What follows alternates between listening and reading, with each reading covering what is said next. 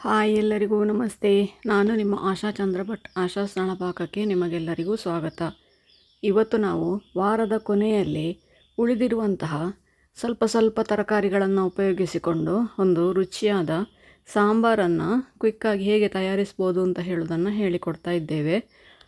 ಸಾಧಾರಣ ಈ ಸಾಂಬಾರು ದೇವಸ್ಥಾನಗಳಲ್ಲೆಲ್ಲ ಸಿಗುವ ಸಾಂಬಾರಿನ ಟೇಸ್ಟೇ ಬರ್ತದೆ. ಅದೇ ಥರ ಹೇಗೆ ಮಾಡೋದು ಅಂತ ಹೇಳೋದನ್ನು ಈಗ ನಾವು ನೋಡುವ. ಇದಕ್ಕೆ ಬೇಕಾಗುವ ಸಾಮಗ್ರಿಗಳು ಅಂದರೆ ವೀಕೆಂಡಲ್ಲಿ ಏನೆಲ್ಲ ಉಳಿದಿರ್ತದೆ ಅದನ್ನೆಲ್ಲ ಕಟ್ ಮಾಡಿ ಹಾಕ್ಕೊಳ್ಳಿ. ಸ್ವಲ್ಪ ಬೀನ್ಸು, ಸ್ವಲ್ಪ ಕ್ಯಾರೆಟು, ಆಲೂಗಡ್ಡೆ, ಈರುಳ್ಳಿ, ಟೊಮೆಟೊ, ಹಾಗೆ ಸಿಹಿ ಕುಂಬಳಕಾಯಿ, ಬದನೆಕಾಯಿ ಎಂತ ಉಳಿದಿರ್ತದೆ ಅದೆಲ್ಲ ತರಕಾರಿಗಳನ್ನು ಹಾಕ್ಕೊಳ್ಬೋದು.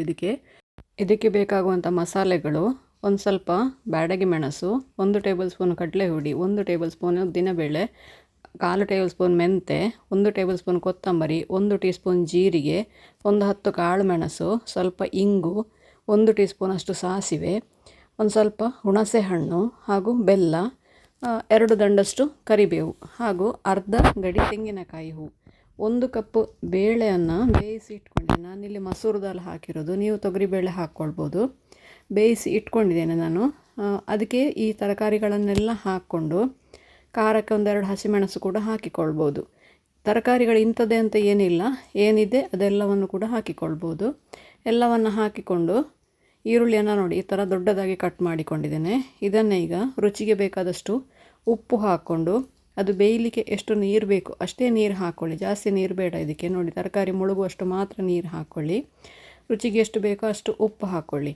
ಇದನ್ನು ಈಗ ಒಂದೇ ಒಂದು ವಿಸಿಲ್ ಕೂಗಿಸ್ಕೊಂಡ್ರೆ ಸಾಕು. ಒಂದು ಸ್ವಲ್ಪ 1/4 ಟೀ ಸ್ಪೂನಷ್ಟು ಅರಶಿನ, ಒಂದು ಅರ್ಧ ಟೀ ಸ್ಪೂನಷ್ಟು ಮೆಣಸಿನ ಹುಡಿ, ಇದನ್ನು ಇದಕ್ಕೆ ಹಾಕೋದ್ರಿಂದ ಒಳ್ಳೆ ರುಚಿ ಆಗ್ತದೆ. ಹಾಗೆಯೇ ಬೇಕು ಅಂತಾದರೆ 1 ಟೀ ಸ್ಪೂನಷ್ಟು ಸಾಂಬಾರು ಪೌಡ್ರ್ ಕೂಡ ಹಾಕಿಕೊಳ್ಬೋದು ಅದಕ್ಕೆ. ಈಗ ಅದಕ್ಕೆ ಬೇಕಾದ ಮಸಾಲೆಗಳನ್ನು ಹುರಿದುಕೊಳ್ಳುವ. ಮೊದಲಿಗೆ ಇಂಗನ್ನು ಹಾಕ್ಕೊಂಡು ಅದನ್ನು 1 ನಿಮಿಷ ಫ್ರೈ ಮಾಡಿಕೊಂಡು ನಂತರ ಬ್ಯಾಡಗಿ ಮೆಣಸನ್ನು ಹಾಕ್ಕೊಳ್ಳಿ. ನಾನಿಲ್ಲಿ 6 ಬ್ಯಾಡಗಿ ಮೆಣಸು ಹಾಕ್ಕೊಂಡಿದ್ದೇನೆ. ನಿಮಗೆ ಖಾರಕ್ಕೆ ಎಷ್ಟು ಬೇಕೋ ಅಷ್ಟು ಹಾಕ್ಕೊಳ್ಳಿ ಅದನ್ನು.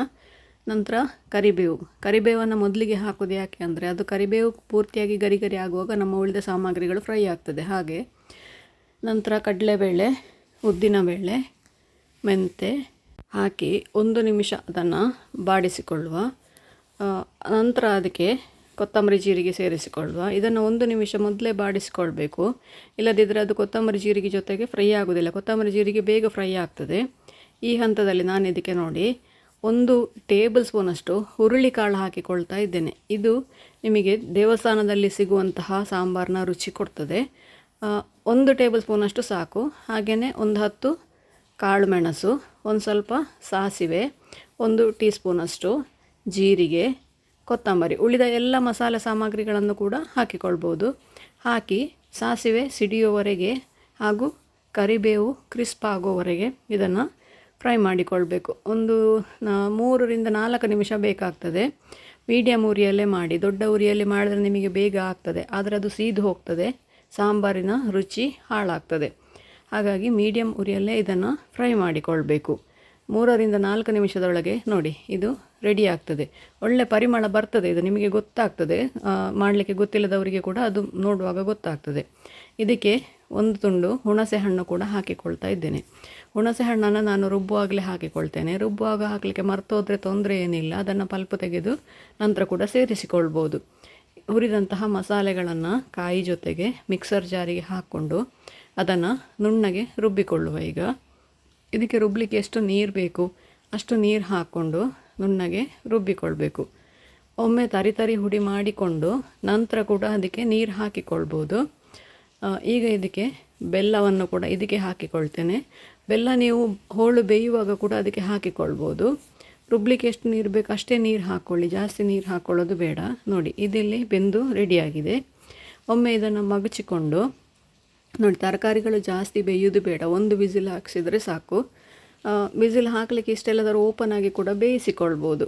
ಇದಕ್ಕೆ ಈಗ ರುಬ್ಬಿದಂತಹ ಮಸಾಲೆಯನ್ನು ಸೇರಿಸ್ಕೊಂಡು ಚೆನ್ನಾಗಿ ಒಂದು 3-4 ನಿಮಿಷ ಕುದಿಬೇಕಿದು. ಸಣ್ಣ ಉರಿಯಲ್ಲಿ 3-4 ನಿಮಿಷ ಕುದಿದರೆ ನಮ್ಮ ಸಾಂಬಾರು ರೆಡಿ ಆಗ್ತದೆ. ಆಮೇಲೆ ಅದಕ್ಕೊಂದು ಮಾಮೂಲು ಒಗ್ಗರಣೆ: ಸಾಸಿವೆ, ಕರಿಬೇವು, ಮೆಣಸು ಹಾಗೂ ಎಣ್ಣೆ, ಕೊಬ್ಬರಿ ಎಣ್ಣೆ ಹಾಕ್ಕೊಂಡು, ನಾವು ಕೊಬ್ಬರಿ ಎಣ್ಣೆ ಹಾಕ್ತೇವೆ, ನೀವು ಯಾವ ಎಣ್ಣೆ ಉಪಯೋಗಿಸ್ತೀರಿ ಅಡುಗೆಗೆ ಅದನ್ನು ಹಾಕ್ಕೊಳ್ಬೋದು. ನಮ್ಮ ರುಚಿಯಾದ ವೀಕೆಂಡ್ ಸಾಂಬಾರು ರೆಡಿ ಆಯಿತು. ನೀವು ಕೂಡ ಒಮ್ಮೆ ಖಂಡಿತ ಟ್ರೈ ಮಾಡಿ ನೋಡಿ, ಹೇಗಾಯಿತು ಅಂತೇಳಿ ಕಮೆಂಟ್ ಮೂಲಕ ನಮಗೆ ತಿಳಿಸಿ. ಲೈಕ್ ಕೊಟ್ಟು ಶೇರ್ ಮಾಡಿ. ನೀವಿನ್ನೂ ನಮ್ಮ ಚಾನಲನ್ನು ಸಬ್ಸ್ಕ್ರೈಬ್ ಮಾಡ್ಕೊಳ್ಳಿಲ್ಲ ಅಂತ ಸಬ್ಸ್ಕ್ರೈಬ್ ಮಾಡಿಕೊಂಡು ಪಕ್ಕದಲ್ಲೇ ಇರುವ ಬೆಲ್ ಐಕಾನ್ ಒತ್ತಿ ನಮ್ಮನ್ನು ಸಪೋರ್ಟ್ ಮಾಡಿ. ಮುಂದಿನ ವಿಡಿಯೋದಲ್ಲಿ ಇನ್ನೊಂದು ಹೊಸ ಅಡುಗೆಯೊಂದಿಗೆ, ಇನ್ನೊಂದು ಕ್ವಿಕ್ ರೆಸಿಪಿಯೊಂದಿಗೆ, ಇನ್ನೊಂದು ಹೆಲ್ದಿ ರೆಸಿಪಿಯೊಂದಿಗೆ ಪುನಃ ನಿಮ್ಮನ್ನು ಭೇಟಿಯಾಗ್ತೇನೆ. ಧನ್ಯವಾದಗಳು.